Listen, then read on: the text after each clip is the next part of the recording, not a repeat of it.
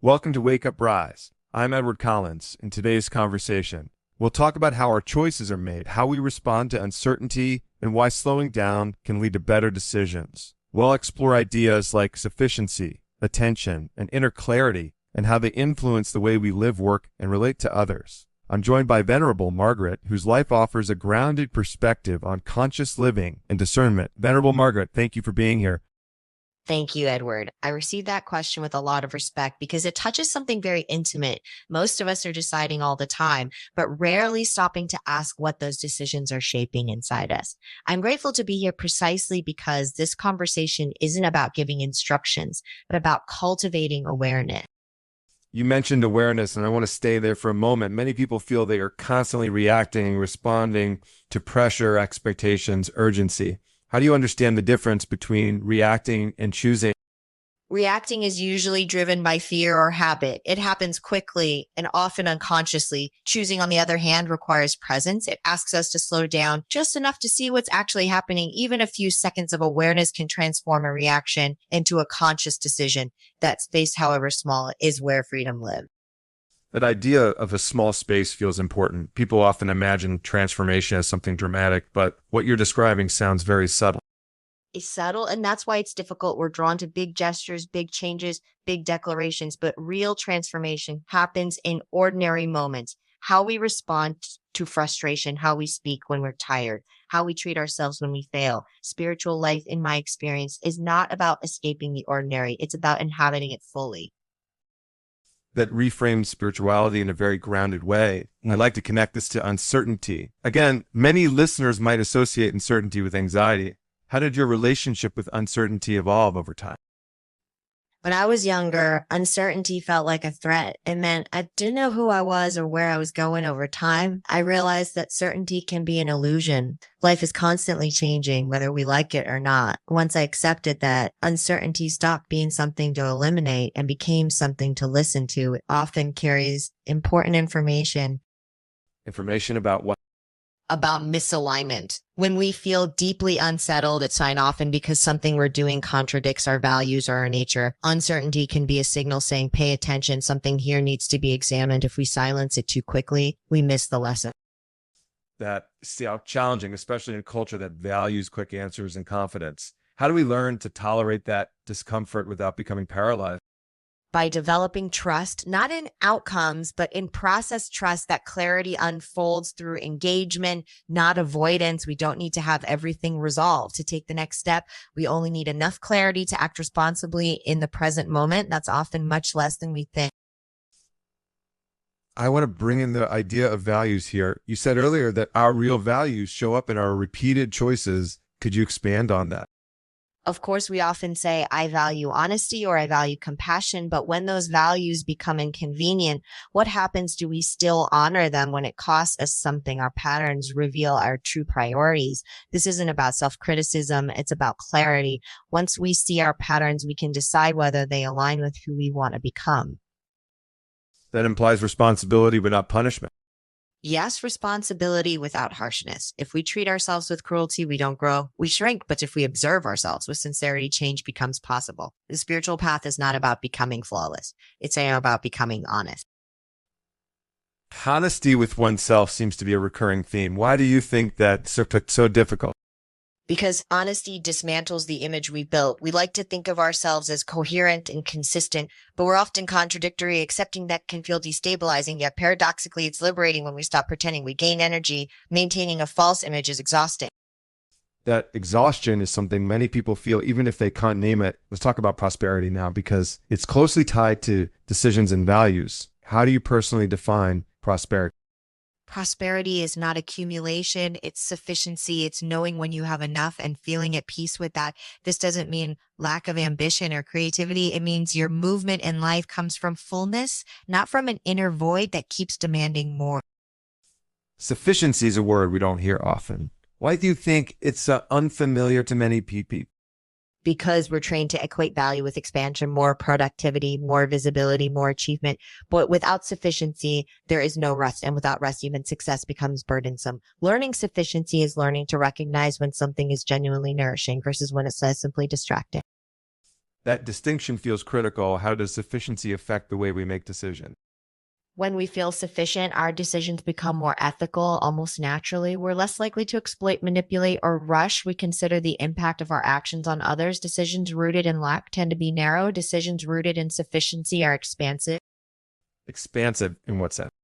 They include others. They consider the broader context. They ask not only what do I gain, but what does this create? That shift changes everything from personal relationships to leadership, from work to community life.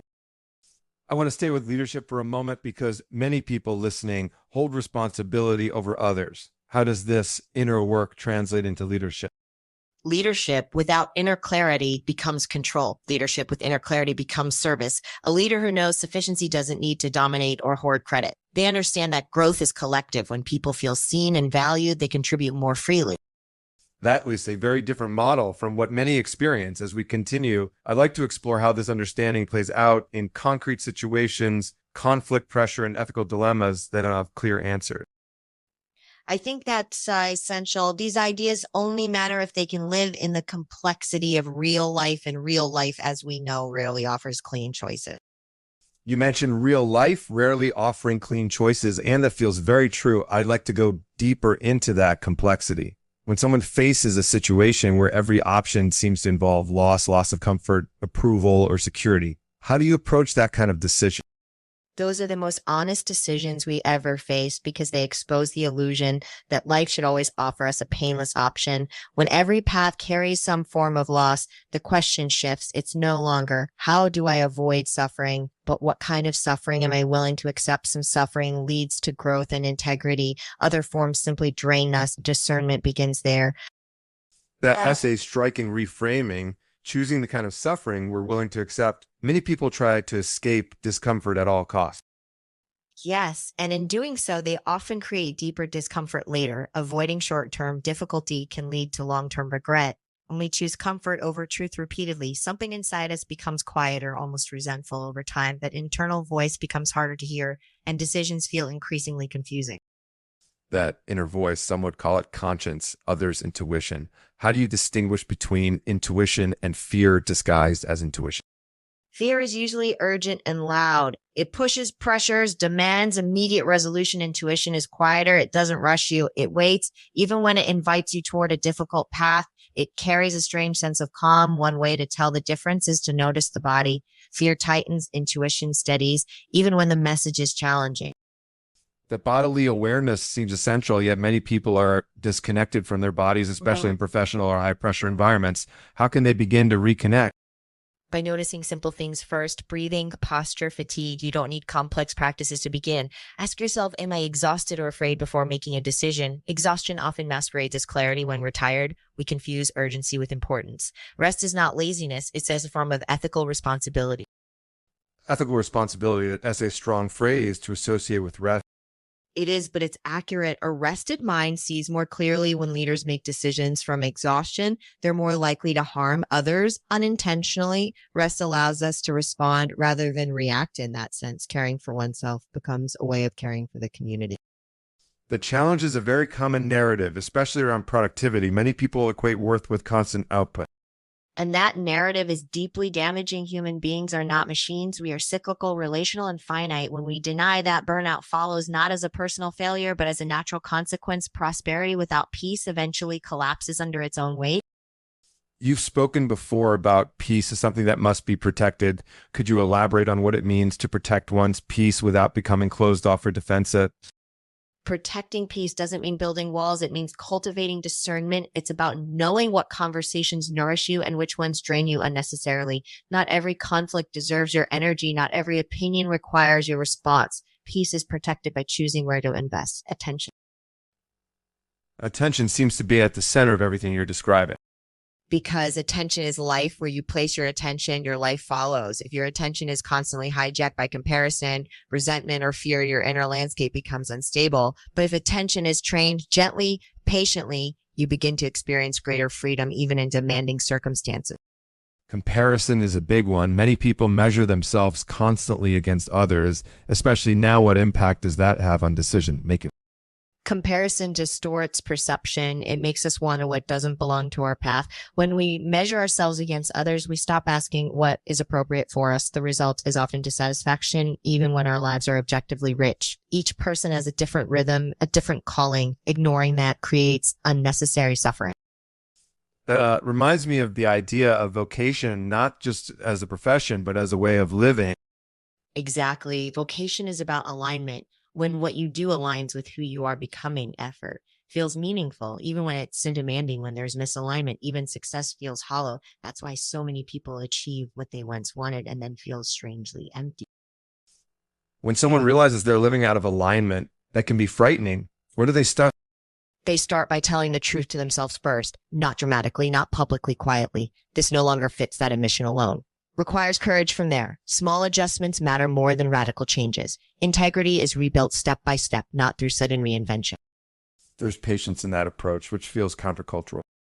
Patience is deeply countercultural, but it's also deeply human. We forget that most meaningful transformations take time. When we rush change, we often recreate the same patterns in a different form. Patience allows insight to mature. I want to touch on something delicate now, envy. Many people struggle with it quietly. How do you understand envy in the context of values and sufficiency?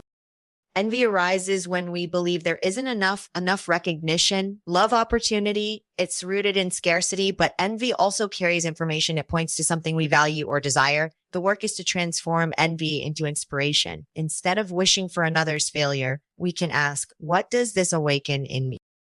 That transformation sounds simple, but not easy.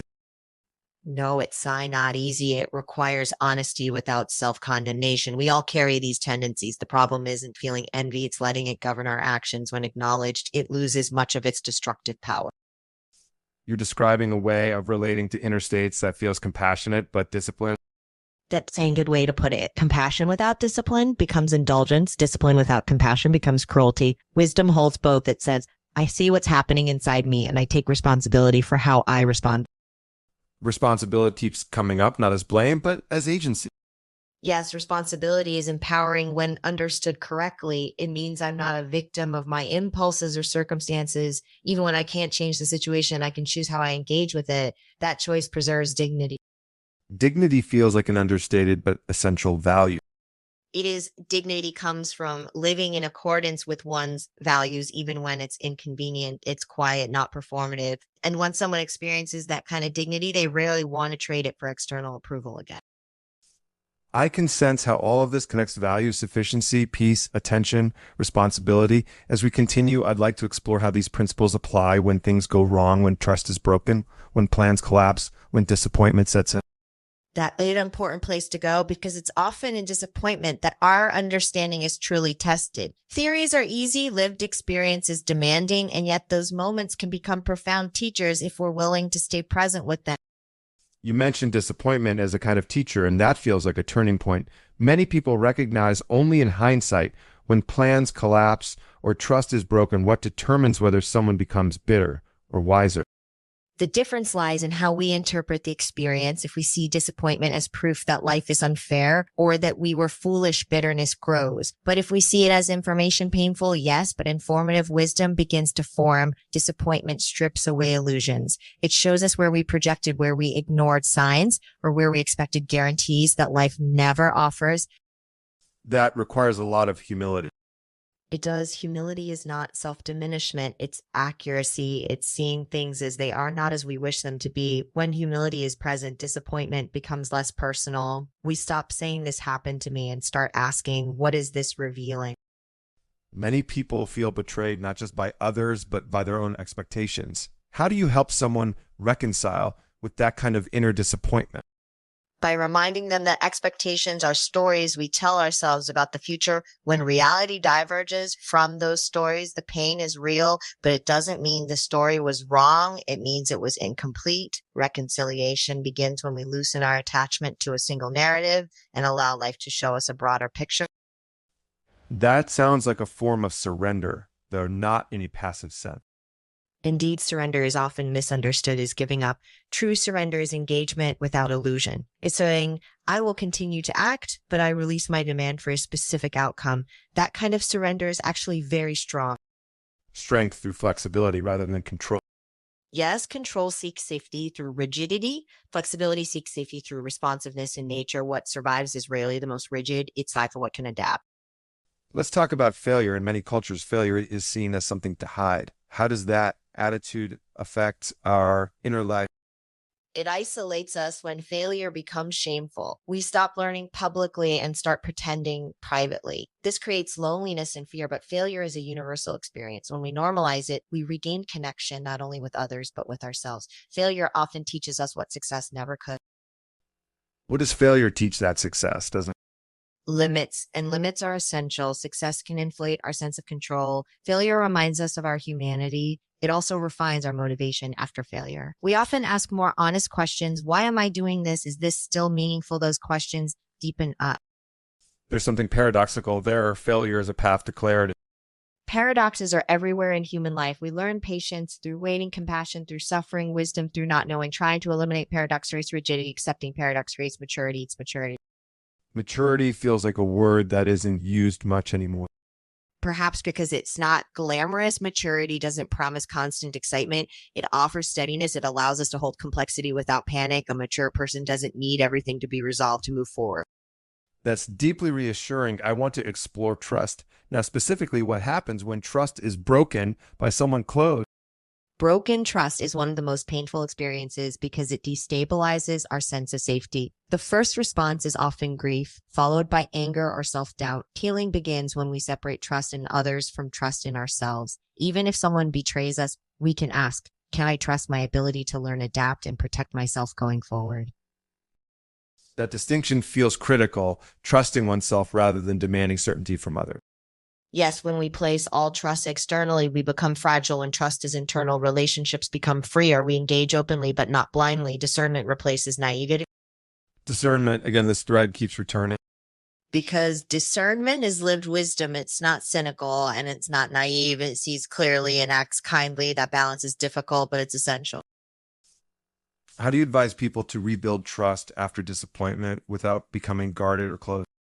Slowly and selectively, trust is rebuilt through consistency, not promises. We watch how people act over time, and we also rebuild trust with ourselves by honoring our boundaries. When we respect our own limits, openness no longer feels dangerous. Boundaries often carry a negative connotation as if they're walls. Boundaries are not walls. They're doors with awareness. They allow connection without self-erasure. Without boundaries, generosity becomes self-sacrifice. With boundaries, generosity becomes sustainable. That sustainability ties back to sufficiency again.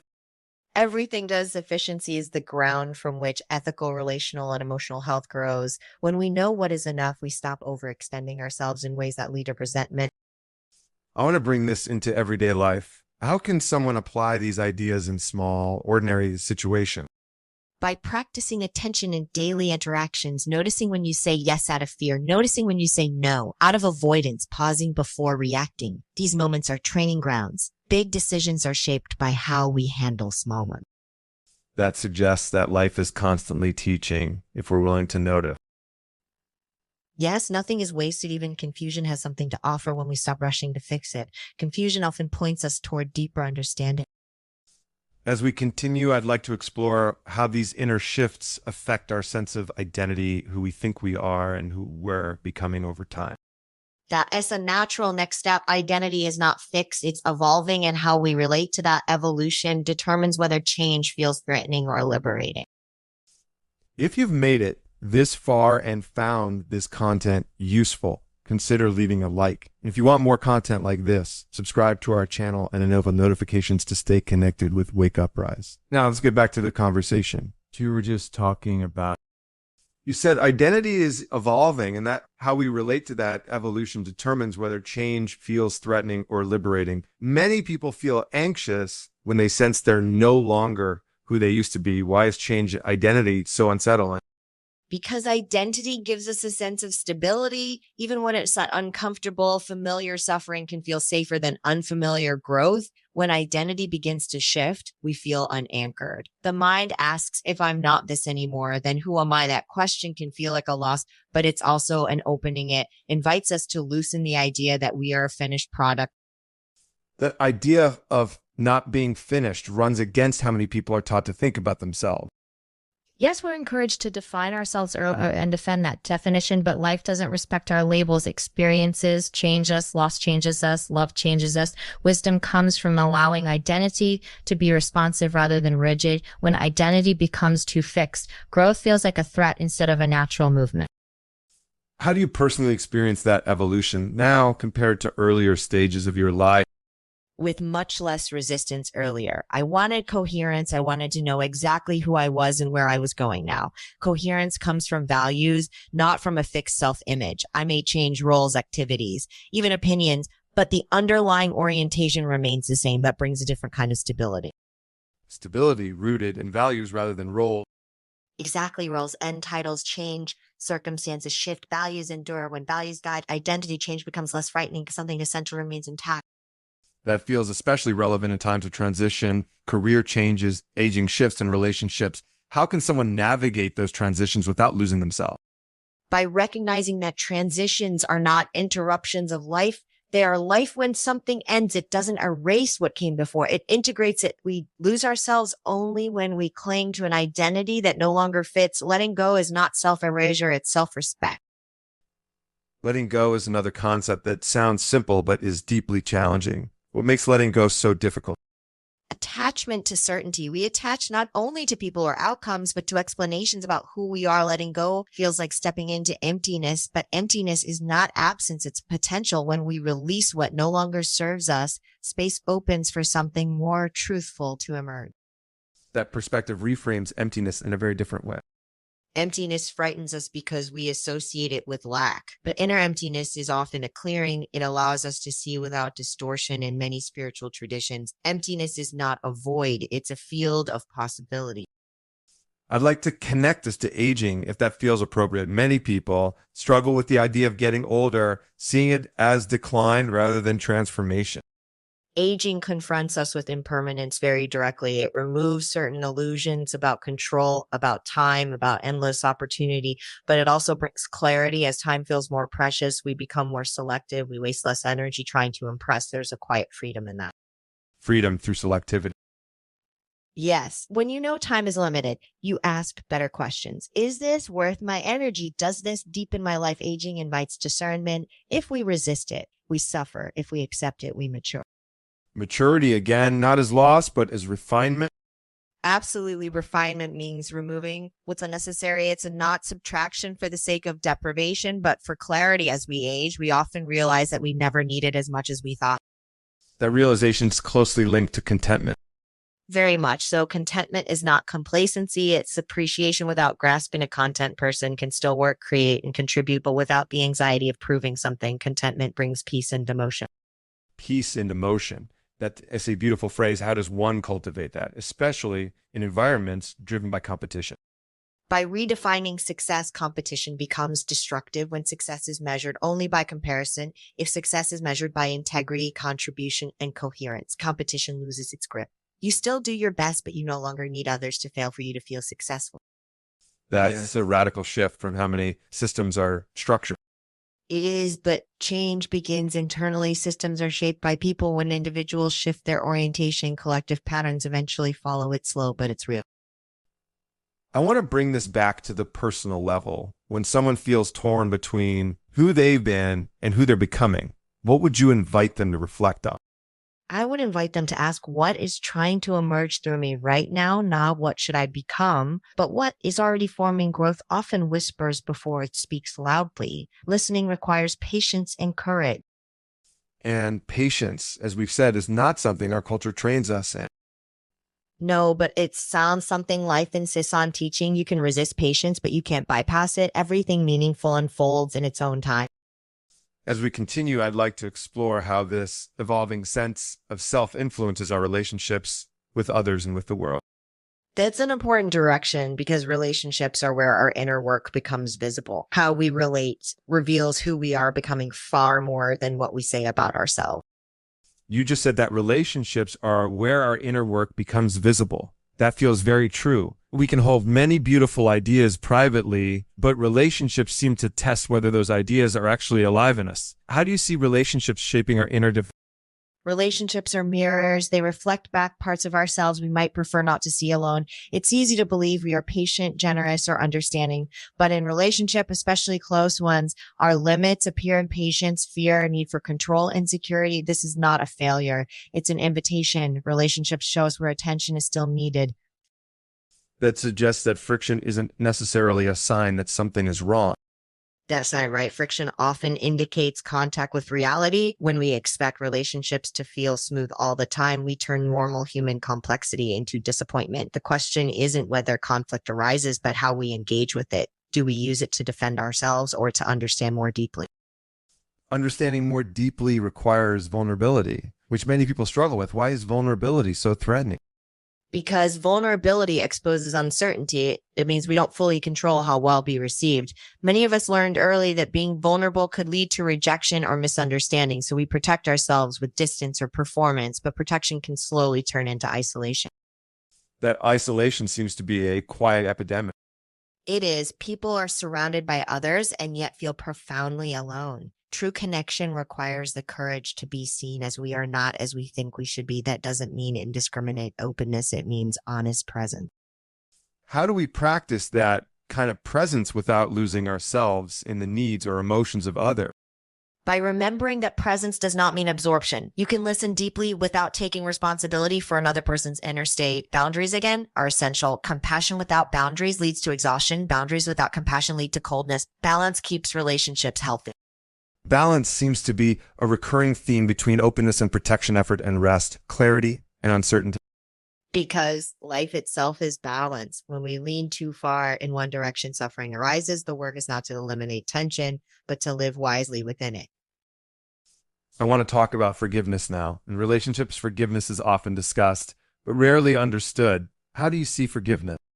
Forgiveness is not forgetting, and it's not excusing harm. Forgiveness is releasing the demand that the past be different. It's choosing not to carry resentment as an identity. Sometimes forgiveness is immediate. Other times it takes years. Both are valid. What matters is sincerity. And what about self-forgiveness? That seems even harder for many people. Self-forgiveness is often the most difficult. We replay our mistakes endlessly, believing punishment will somehow correct them, but punishment only hardens us. Self-forgiveness allows learning to occur. It says, I acknowledge the harm and I commit to acting differently. Without self-forgiveness, growth stalls. That connects to something you mentioned earlier about dignity. Yes, dignity is preserved when we take responsibility without self-contempt. When we degrade ourselves internally, we lose the very clarity needed to change. Compassion is not indulgence. It's held the ground of transformation. How does all of this, relationships, forgiveness, dignity, shape the way we engage with conflict? Conflict becomes less about winning and more about understanding. When dignity is intact, we don't need to dominate. We can disagree firmly without dehumanizing the other. Conflict handled this way can deepen relationships rather than fracture them. That's just a very different model from what many people have experienced. Yes, because many of us learned conflict through examples of power and fear. Relearning conflict. As dialogue takes time, it begins by slowing down and listening, not to respond, but to understand. Listening without immediately preparing a defense. Absolutely. When we listen defensively, we're not listening at all. True listening requires the willingness to be changed by what we hear, even slightly. That's a vulnerable position to take. It is, but it's also a strong one. Rigidity is brittle. Openness is resilient. When we're open, we adapt without breaking. I'd like to shift slightly now and talk about community. How do these relational principles extend beyond individual relationships into the broader communities we belong to? Communities thrive when individuals bring clarity and responsibility into shared spaces. A healthy community isn't one without disagreement. It's one where disagreement doesn't destroy belonging. When people feel safe to speak honestly, collective wisdom emerges.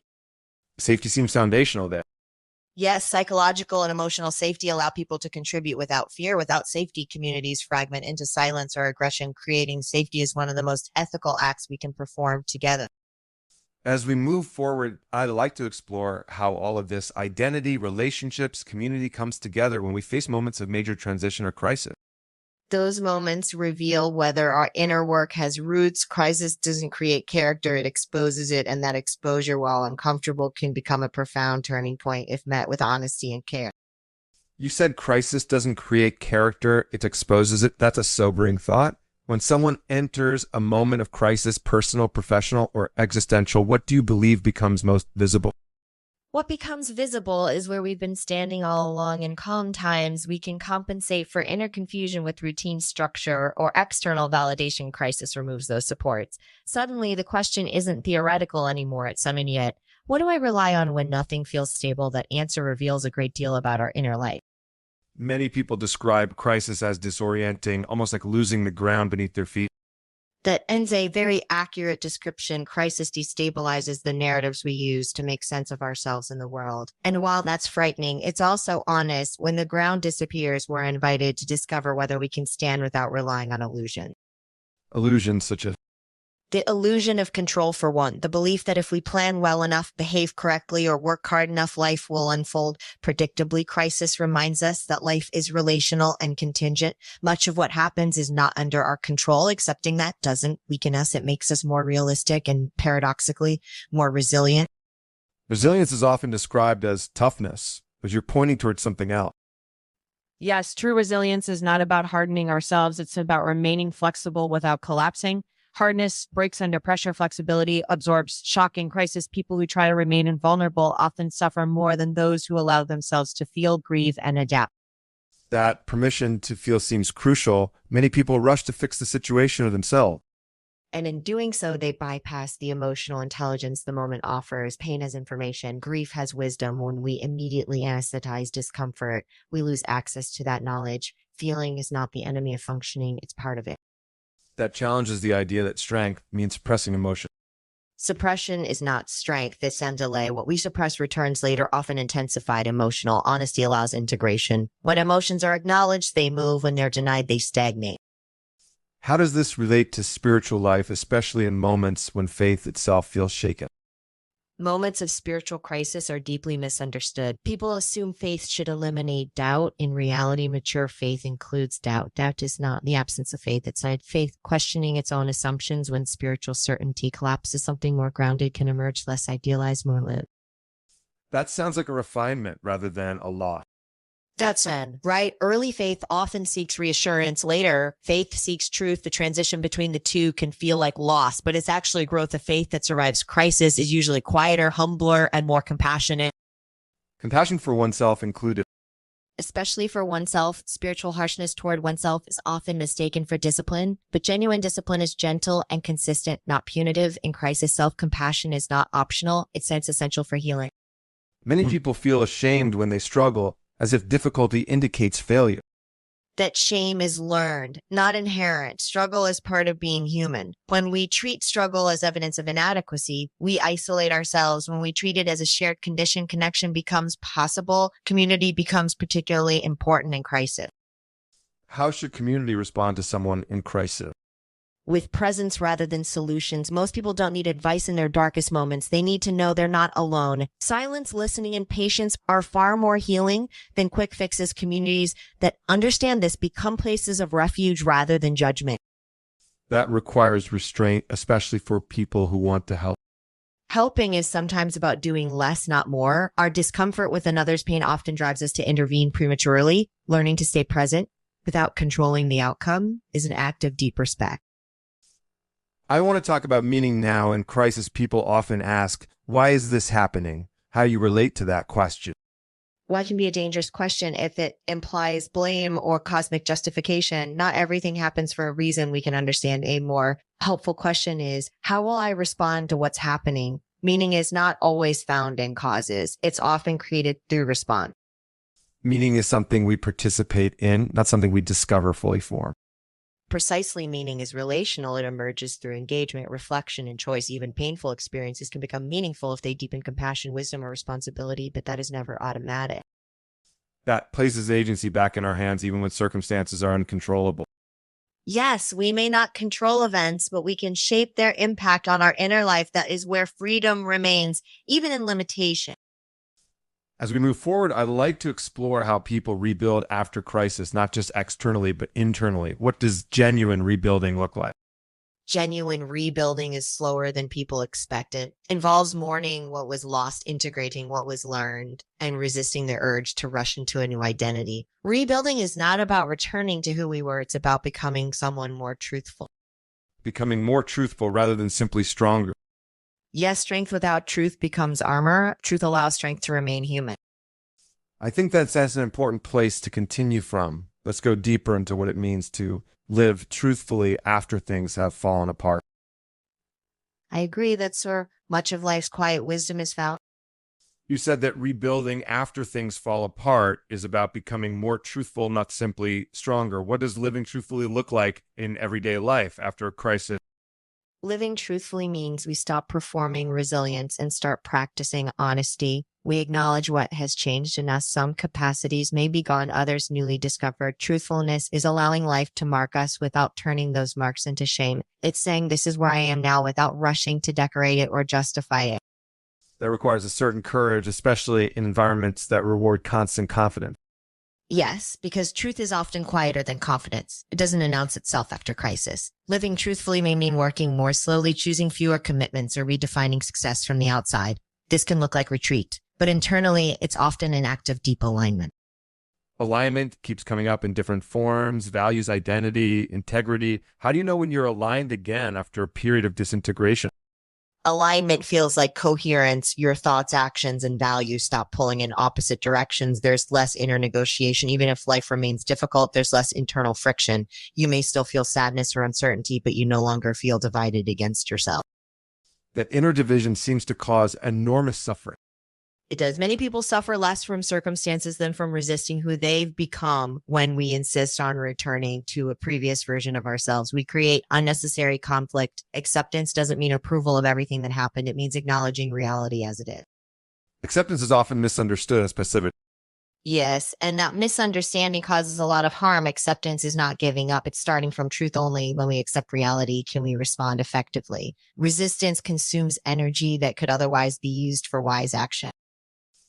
I want to explore the idea of time now after crisis or major change. Many people feel pressure to get back on track quickly. How do you view time in the context of healing and growth? Time is not a problem to be solved. Healing unfolds in layers, not lines. There's no schedule that applies universally. When people rush their healing to meet external expectations, they often postpone it rather than accelerate it. Respecting time is an act of humility. Humility toward our own process.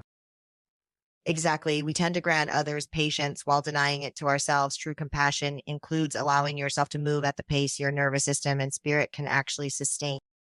That makes me think about ambition again. How does ambition change after someone has faced loss or crisis? Healthy ambition becomes more selective. It's less about expansion and more about depth. Instead of asking, how much can I do? The question becomes, what truly deserves my energy? Ambition rooted in awareness is quieter but more enduring. That sounds like ambition aligned with sufficiency rather than lack. Precisely. When ambition is driven by lack, it's never satisfied. When it's driven by sufficiency, it becomes creative rather than compulsive. You still build, but you're not running from emptiness. I want to return briefly to the theme of meaning. Earlier, you said meaning is created through response rather than discovered as a fixed explanation. How does that play out long term? Over time, people often realize that the experiences they once wanted to erase became sources of depth, not because the pain was good, but because it taught discernment, compassion, and humility. Meaning doesn't erase suffering, it integrates it. Integration rather than denial. Yes, when suffering is integrated, it no longer defines us, but it informs us. It becomes part of our wisdom rather than our wound. That distinction feels crucial, especially for people who fear being broken by what they've gone through. Human beings are rarely broken beyond repair. More often they are changed. The fear comes from mistaking change for damage, but transformation is not destruction. It's reorganization. Reorganization implies intention. It does. And that's where choice returns. Even after profound loss, we still choose how to orient our lives. We may not choose what happened, but we choose what it will shape in us. As someone listening to this conversation might be in the middle of that process, what gentle guidance would you offer them? I would invite them to be patient with their own unfolding, to resist comparisons both with others and with past versions of themselves, and to trust that clarity doesn't arrive all at once. It comes in fragments, moments of quiet recognition. Those moments matter. And that feels deeply humane. Before we move into the final part of our conversation, is there something you feel is often overlooked when people talk about growth and healing? Yes, gratitude, not forced gratitude, not premature positivity, but the quiet recognition of what remains, even in loss something endures breath awareness, the capacity to choose noticing. That doesn't diminish pain, but it prevents despair from becoming total. Gratitude as a grounding force rather than a denial of difficulty. That's true. Gratitude grounds us in what is still alive and available. From there, we can move forward with realism and hope rather than illusion. That feels like a meaningful place to arrive. Before we close the circle of this conversation in our final part, I'd like to reflect on how all of this choice, sufficiency, truth, and meaning shapes the way we live moving forward. I look forward to that. Bringing these threads together helps us see that they were never separate to begin with. As we come to this final part, I'd like to step back and look at the whole landscape we've been walking through together. We began with choices, moved through uncertainty, identity, relationships, crisis, rebuilding, and truth. When you hold all of this together, what does a well-lived life look like to you now? A well-lived life is one that remains responsive, not perfect, not always calm, but responsive. It listens, adjusts, and stays in relationship with reality. A well-lived life is guided more by attention than by ambition, more by values than by fear. It's a life that doesn't rush past its own depth. That suggests that the quality of our attention shapes the quality of our life. Very much so. Attention is how we love. What we attend to grows when we attend carefully to our inner life, to others, to the present moment. Life becomes richer, not necessarily easier, but more meaningful. Neglecting attention leads to fragmentation. Cultivating it leads to coherence. Coherence seems to be a quiet form of fulfillment. It is coherence means we are not constantly at war with ourselves. Our actions reflect our values more often than not. And when they don't, we notice and adjust without self-contempt. That internal alignment brings a peace that doesn't depend on circumstances. If someone listening feels far from that coherence right now, what would you say to them? I would say start where you are, not where you think you should be. Coherence is not achieved all at once. It grows through small acts of honesty, naming what's true, choosing what's kind, pausing when something feels misaligned. These moments accumulate. Nothing sincere is wasted. That brings us back to choice, where we began.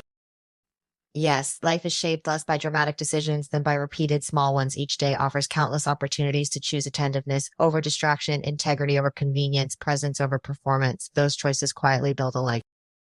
Earlier, you spoke about sufficiency as an inner condition. How does sufficiency influence the way we move forward into the future? Sufficiency frees us from panic about what's next. It allows us to plan without clinging, to hope without demanding guarantees when we know we are enough and that what we have is enough for today. The future becomes something we meet with curiosity rather than fear. Curiosity instead of fear, that is a profound shift. Fear narrows us. Curiosity opens us a curious life. Asks, what is this moment offering rather than how do I protect myself from it? Curiosity keeps us engaged with life, even when it's uncertain. And uncertainty, as we've discussed, is unavoidable. Completely unavoidable. The question is not how to eliminate uncertainty, but how to live well within it. When uncertainty is met with attention and values, it becomes fertile ground rather than a threat. I want to ask one final reflective question. When everything is stripped away, titles, roles, achievements, what remains essential? What remains is our capacity to choose how we relate to ourselves, to others, to reality, kindness, responsibility, honesty. These are not accessories to life. They are its core. When we live from those, even ordinary days carry quiet dignity. Quiet dignity. That feels like a fitting note to end on. Venerable Margaret, thank you for sharing your time, your insight, and your presence so generously today. This has been a deeply grounding conversation, and I'm grateful for it. And to everyone listening, thank you for staying with us, for listening carefully, and for choosing reflection in a world that often rushes past it. Thank you, Edward. I'm grateful for the care and depth you brought to this conversation. These questions matter, and it's been a gift to explore them together. I hope we have the opportunity to continue this dialogue in the future because life keeps offering new layers to understand. I hope you enjoyed today's episode and that this content makes a difference in your life. If you'd like to suggest other topics for the channel or share what you thought about this episode, feel free to leave a comment. Until next time. Bye-bye.